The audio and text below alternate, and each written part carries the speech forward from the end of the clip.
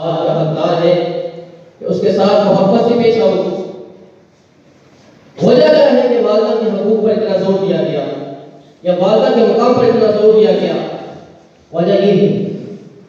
وَوَصَّيْنَا الْإِنسَانَ بِوَالِدَيْهِ حَمَلَتْهُ أُمُّهُ وَهْنًا عَلَىٰ وَهْنٍ وَفِصَالُهُ فِي عَامَيْنِ أَنِ اشْكُرْ لِي وَلِوَالِدَيْكَ إِلَيَّ الْمَصِيرُ، کہ ہم نے انسان کو اس بات کی وصیت کی ہے، خصوصاً اپنی ماں کے ساتھ جو بوجھ پر بوجھ، تکلیف پر تکلیف اٹھائے اس کو پھرتی ہے۔ وَفِصَالُهُ فِي عَامَيْنِ، پھر اس کا دودھ چھڑکنا، دودھ پلانا 2 سال کا عرصہ ہے۔ وہ میرا شکر کرے کہ میں رب العالمین ہوں، خالق کل ہوں، خالق کائنات ہوں، کہ میرے لیے والدین کے ساتھ نوازا ہے، اور پھر اپنے والدین کا شکر کرے۔ وَهْنًا عَلَىٰ وَهْنٍ، آپ اور میں اس بات کو بخوبی سمجھتے ہیں کہ دوران حمل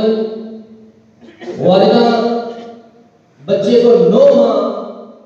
تکلیف پر تکلیف جھیلتے ہوئے اٹھائے گی۔ میں اور آپ اس بات سے بخوبی واقف ہیں کہ جن گھروں میں معاشی طور پر مستحکم نہیں ہے،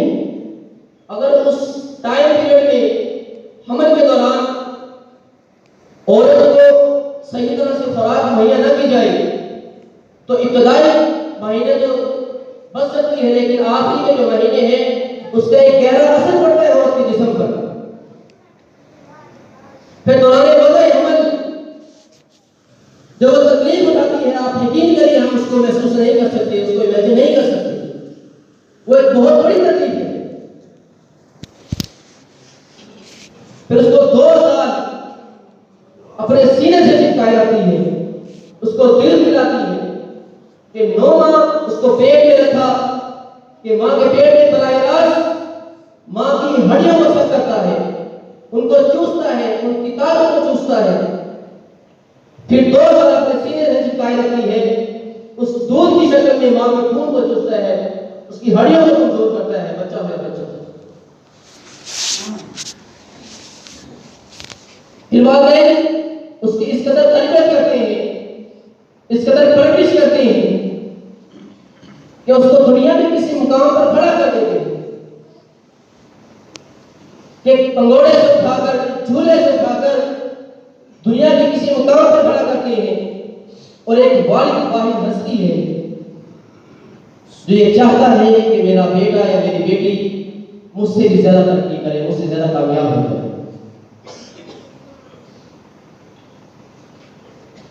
وہ والدین، وہ والد جو ہمیں وینٹیلیٹر سے اٹھا کر اس بچے کو ایک تناور درخت بنائے، پھر وہ بچہ بڑا ہو کر یہ کہے کہ ابا جان آپ نے ہمارے لیے کیا ہے، آپ قدیم دور کے لوگ ہیں، یہ جدید دور ہے، یہ نیا زمانہ ہے، یہاں پر زندگی کیسے گزاری جاتی ہے آپ کو نہیں پتا، یہ ڈھونڈ مرنے کا مقام نہیں ہے ہمارے، کہ میرے والد نے مجھے لا کر یہاں پر کھڑا کیا اور میں یہ کہوں کہ آپ کو زندگی گزارنے کا سلیقہ نہیں پتا، آپ کو نہیں معلوم کہ زندگی کیسے گزاری جاتی ہے۔ والد بوڑھے ہو جاتے ہیں، بیماری لگ جاتی ہے، گھر میں کھانستے ہیں، اللہ کا فرمان ہے کہ جس کو ہم لمبی عمر دیتے ہیں اس کے بچپن کی طرف خدا کر دیتے ہیں، اس کا بچپن بہار کر دیتے ہیں، جیسا بچپن میں اس کا دین ہوتا ہے ویسے ہی دین بن جاتا ہے، اور ہم کیا کہتے ہیں بوڑھا کھانستا ہے، کیا ہم پر یہ وقت نہیں آئے؟ ضرور بات ضرور آئے گا۔ تو محاسبہ ہمیں اپنا کرنا ہے کہ والدین کی اطاعت میں، ان کی محبت میں، ان کے ساتھ شفقت میں کسی قسم کی کوئی کمی کوتاہی نہ رہ جائے، کیونکہ والد ایک ایسی ہستی ہے جن کا ہم حق ادا نہیں کر سکتے۔ صحیح مسلم میں ہے، ابو ہریرہ رضی اللہ تعالیٰ عنہ بیان کرتے ہیں لا یجزی ولد والدہ الا ان یجدہ مملوکا فیشتریہ فیعتقہ، کہ کوئی بھی بچہ اپنے والد کا حق ادا نہیں کر سکتا سوائے اس صورت میں کہ وہ اپنے باپ کو کسی کے ہاں غلام پائے، کسی کے ہاں قیدی پائے، پھر اس کو خرید کر اس کو آزاد کر دیں۔ کتاب اللہ میں بھی قتل آزاد کروانے کا بار بار ذکر کیا گیا حدیث صحیحہ کے اندر، گویا کہ معلوم ہوتا ہے کہ غلاموں کو آزاد کروانا ایک مشکل کام ہے۔ آج کے دور میں لے کے اگر ہمارے والد میں کسی کو بھی اللہ نہ کرے ایسا وقت کسی پر آئے، کسی کیس میں جھوٹے مقدمے میں قید کر دیا جاتا ہے، جیل میں ڈال دیا جاتا ہے، اس کے لیے ہمیں کتنی مشقتیں کرنی پڑے گی، وکیل کرو، کچہری جاؤ، پیشیاں بھگتو، چکر روز بنا کے خرچہ زیادہ ہوتا ہے، کتنا مشکل کام ہے والد کو چھڑانا۔ تو تب جا کے اولاد اپنے والد کا حق ادا کر سکتی ہے کہ اپنے والد کو قید سے رہائی دلوائی۔ اور ترمذی میں ہے اللہ کے نبی علیہ السلام نے فرمایا، عبداللہ بن عمر رضی اللہ تعالیٰ عنہ بیان کرتے ہیں الولد اوسط ابواب الجنہ، کہ والد جو ہے وہ جنت کا درمیانی دروازہ ہے۔ فائشے کا فاتح ذالک الباب، اگر تم چاہتے ہو اس دروازے کو ضائع کر دو، اس دروازے کی قدر نہ کرو، اور چاہو تو اس کو جو ہے حفاظت کرو، اس کی خدمت کر کے جنت کے حقدار ٹھہرو، کیونکہ رضا رب کی رضا باری، کہ جو رب کی رضا ہے وہ والد کی رضا میں ہے، جو رب کی ناراضگی ہے وہ والد کی ناراضگی میں ہے۔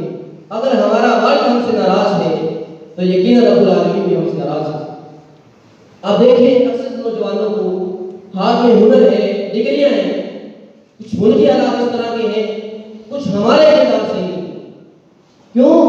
کہ ہمارے والدین ہم سے ناراض ہیں۔ جب والدین ہم سے ناراض ہوں پھر اللہ کے سامنے ہم کی گڑائے کہ اے میرے رب ہمیں نوکری عطا فرما، ہمیں رزق عطا فرما، معاشی طور پر پریشان ہے، کمزور ہے، تو کہاں سے ہمیں جواب ملی؟ یقیناً نہیں مل سکتی۔ تو میرے بھائیوں اور ساتھیوں، والدین کی خدمت میں کسی قسم کی کوئی کسر نہ اٹھا سکتے۔ آپ یقین جانیے جن کے والدین اس دنیا سے گزر چکے ہیں، آج ان سے جا کر پوچھے کہ والدین کی قدر کیا ہے۔ یہ دنیا کی کسی مارکیٹ سے، کسی مال سے، کسی شاپنگ بازار سے نہیں ملتے ہیں۔ اس کی قدر تب ہوتی ہے آپ کو جب یہ گزر جاتے ہیں، وفات پا جاتے ہیں۔ اللہ ہم سب کے والدین کو دراز فرمائے۔ صحیح بخاری میں، صحیح مسلم میں ہے، اللہ کے نبی علیہ السلام فرماتے ہیں قال رغب انفو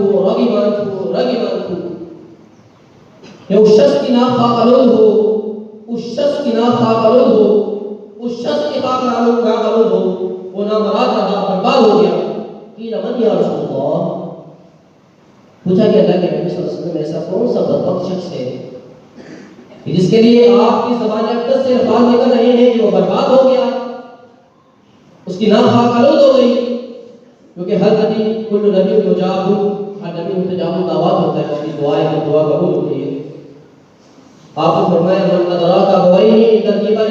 احدہما او کلاہما فلم يدخل الجنہ، کہ وہ شخص جس کے سامنے اس کے والدین میں سے ایک یا دونوں بڑھاپے کے عمر کو پہنچ جاتے ہیں، اس رضی اور نکال عمر کو پہنچ جاتے ہیں کہ جس عمر میں والدین اولاد کے محتاج ہوتے ہیں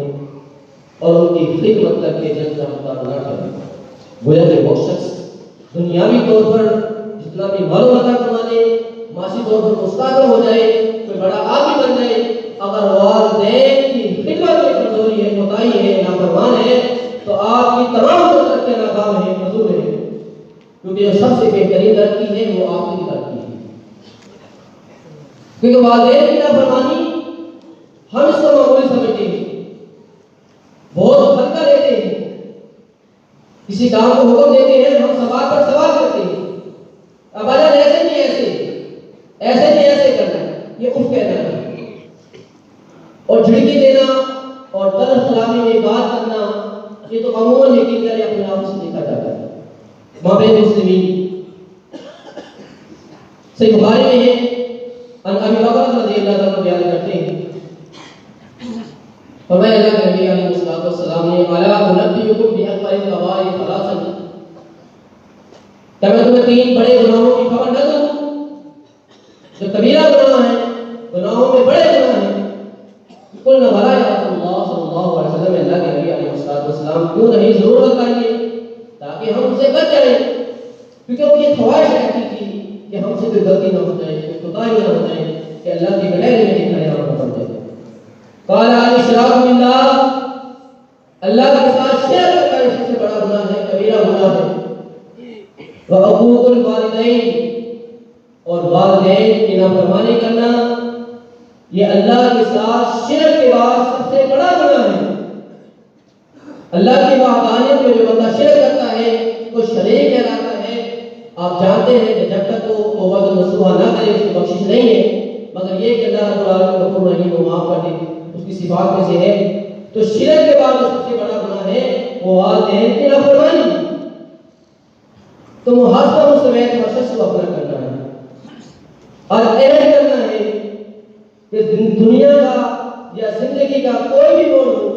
کتنی بھی مسائل آئیں، تکالیف آئیں، پریشانیاں آئیں یا معاشرے کی باتیں سننی پڑے، ہم والدین کی اطاعت سے، ان کی محبت سے کسی قسم کا بات نہیں کہتے. ان کی خدمت میں انشاءاللہ کسی قسم کی کوئی کوتاہی یا کمی بیشی نہیں کریں. ربی اجعلنی مقیم الصلاۃ ومن ذریتی ربنا وتقبل دعا ربنا اغفر لي ولوالدي وللمؤمنين يوم يقوم الحساب. اللہ رب العالمین مجھے اور آپ کو والدین کی محبت میں اور ان کی شفقت میں پیش دینے والا بنائے، ان کی خدمت کرنے والا بنائے. وأقول قولي هذا وأستغفر الله لي ولكم.